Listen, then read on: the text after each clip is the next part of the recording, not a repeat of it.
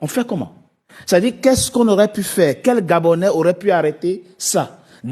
En temps normal de fonctionnement normal de la République, quel Gabonais avait le pouvoir d'arrêter ça? Alors, ce qu'il faut savoir, c'est que le procureur de la République, nommé par le président. Le procureur de la République, oui, mais bon, il peut être nommé par le président, mais il est là pour tenir une charge.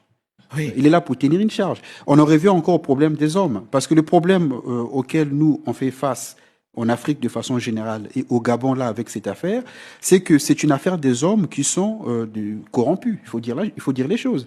Parce que le procureur, s'il faisait bien son travail et qu'il est informé des faits, des détournements de fonds, son travail c'est de faire quoi? C'est d'ouvrir une enquête. Mais on t'exile. Comment? On t'exile, on te fait partir à l'étranger. Oui, mais donc c'est un système. C'est-à-dire que ça. donc le procureur participe à ces systèmes, en fait.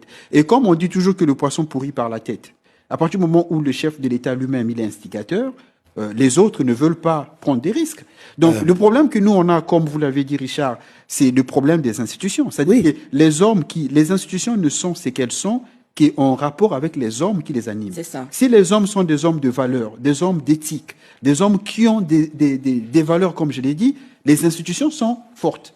Mais quand les hommes sont des petits hommes, les institutions sont ramenées à la taille de ces petits hommes. Donc c'est ça. Donc nous, on n'a pas des hommes d'État en Afrique. On n'a pas des hommes politiques. On a des gens qui sont là pour s'enrichir. Ils viennent pour s'enrichir, ils viennent pas pour servir l'intérêt général.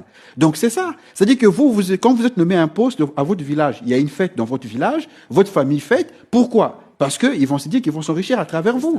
Parce que quand on vous nomme à un poste, à la vérité, vous devez trembler devant la responsabilité. La vérité, c'est ça. Quand on vous nomme à un poste et que vous êtes quelqu'un de consciencieux, vous devez trembler par rapport à la responsabilité. Mais non, nous, on fait des fêtes.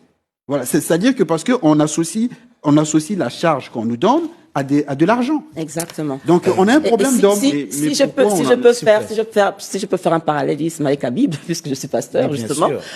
Lorsque le roi Salomon, on lui a confié de gérer le peuple, qu'est-ce qu'il a demandé à Dieu? La sagesse. C'est ça. Il n'a pas fait de fête.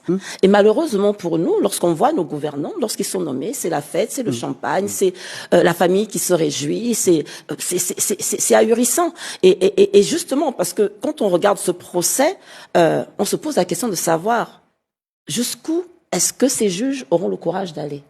Il faut leur poser la question. Parce qu'on a délibéré aujourd'hui pour les 10 personnes, avec 2 acquittés et 8 condamnés. Mais la réalité, c'est que d'autres noms ont été cités. Bien sûr. D'autres acteurs ont été cités. Bien Il y a sûr. toute une chaîne de responsabilité qui a été citée et ces personnes n'ont jamais été entendues et on ne sait même pas ce qui va se faire. Donc, c'est bien beau d'initier Mais le procureur l'a précisé que ces personnes qu'il a citées vont tous comparer. C'était quand même l'opportunité. Ils vont comparer dans quel cadre? Ils devaient comparer dans le cadre de ce procès pour éclaircir, parce qu'on ne peut pas comprendre qu'un président de la République, assis dans son salon avec 2 de ses collaborateurs, je ne sais pas qui, 2 de ses amis, décide que toi tu prends 2 milliards, toi tu prends 2 milliards. Franchement. Mais qui décaisse ces 2 milliards?